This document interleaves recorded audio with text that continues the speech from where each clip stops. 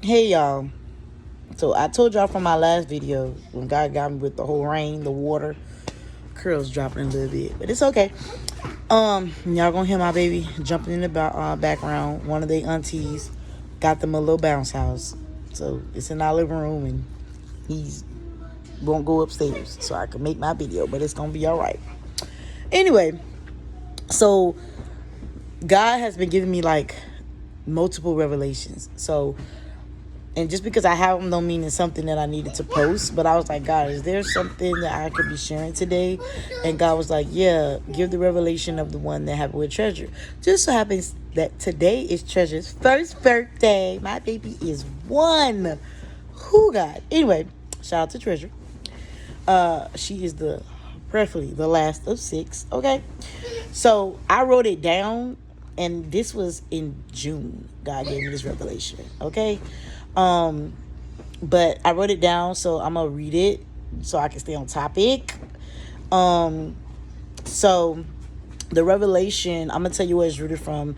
I was reading in Genesis, and it was talking about what I was reading was about how Abraham fell on his face. Lion, calm down. How Abraham fell on his face before God. And if you've been following me for a while, then you'll know that with the ministry that God has birthed through me called Lion. Stop. Jesus. That is my 2-year-old, y'all. If you got a 2-year-old, you know. There's a ministry that God had birthed through me, and it's called Heal That Wife. So if you haven't heard about it, it is for wives only. If you haven't heard about it, then find me on YouTube and Instagram. I've only went live once, which was actually my first time. It was kind of crazy. You'll see if you go watch the live. But I plan on going live again, I want to say sometime before this week is out. Because God has given me another lesson that he wants me to share with the wives. So again, if you're seeing this, it's called Heal That Wife. And the picture, I think it has like it's either a red or a gold shoe. You know how ladies, high heel shoe, we wear high heels. Anyway, so the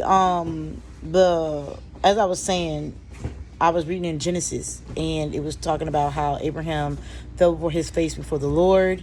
And that's the posture that I have been in with my praying since this new season has started in my life. I literally am praying at a posture of on my face. And that is because God was telling me, he was like, you can pray standing up, you can pray on your knees. He said, but I noticed that when you pray like that, you're still paying attention, you're still listening to all the noise. He said, I need you to pray on your face, meaning at his feet, prostrate. Praying at his feet means all I see is his feet.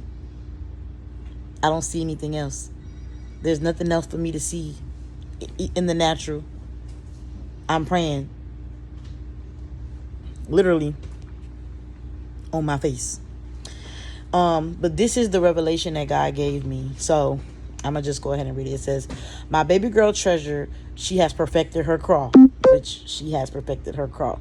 I'm sitting on my couch, and my 2-year-old son Lion is next to me, and she is on the other end of the sofa with her oldest brother J-Rock. When she got done eating her snacks, he was feeding her. She looked over and seen me at the other corner of my sofa. Out of the preview of my eye, I see her coming towards me. She's moving real fast.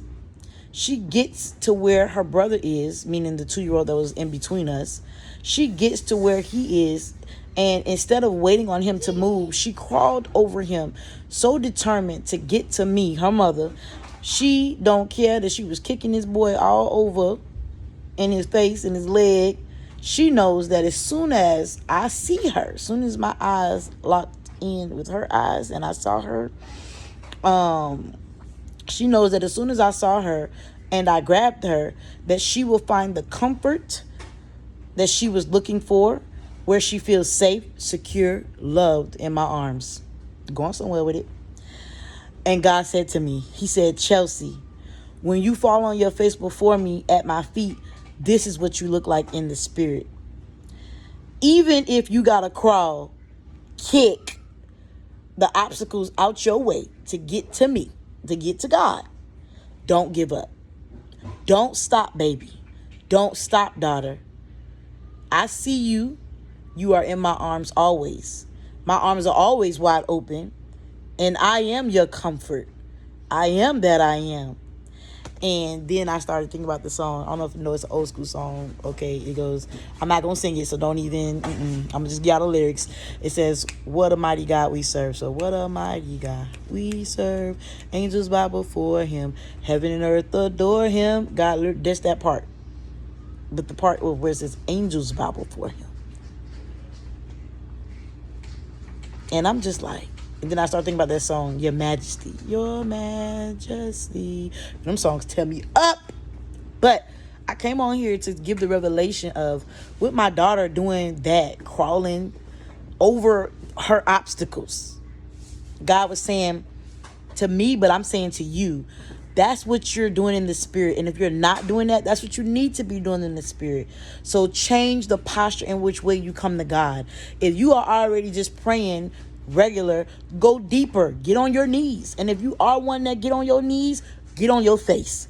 Change your posture in this season and watch God move suddenly. That doesn't mean that you got to do it for him to move. I'm not saying that. What I'm saying is, when it's like you're humbling yourself to another level. And humbling yourself, having humility on another level, that can move the hand of God. Sometimes quicker than we think. But think about that. Anything that's in your way, crawl over it, walk over it, kick over it, scream through it. Whatever you got to do. Not at your husband. But to God. Or if you're alone by yourself, just knowing that God is saying, with all of that you're doing, whether you're doing it to be dramatic or you're doing it because it's really just how you feel and you need to release, do it and know that God is your comfort place. And as soon as you just get in his arms, which is in the posture and the way you pray, the way you come before him, as soon as you get that revelation, then you'll understand the one that I'm teaching right now. Like, it doesn't even matter, because it didn't matter to her that my son was in her way. She knew that she had a destination. Come on, Holy Spirit. She knew she had a destination, and she knew she had a place that she needed to get to. She didn't think about what that was going to look like.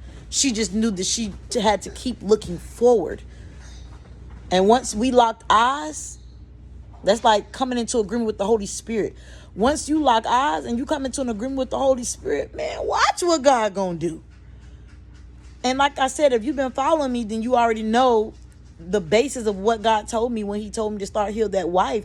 God says that when we, the wives, get into a posture where we're not paying attention to everything that our husband is doing, and sometimes even our kids, and I mean on the level of where it's driving us crazy or it makes us want to leave, back out, run away, hide, scream, all the things, when we focus our attention on God. And for me in this season, it just has to be prostrate on my face.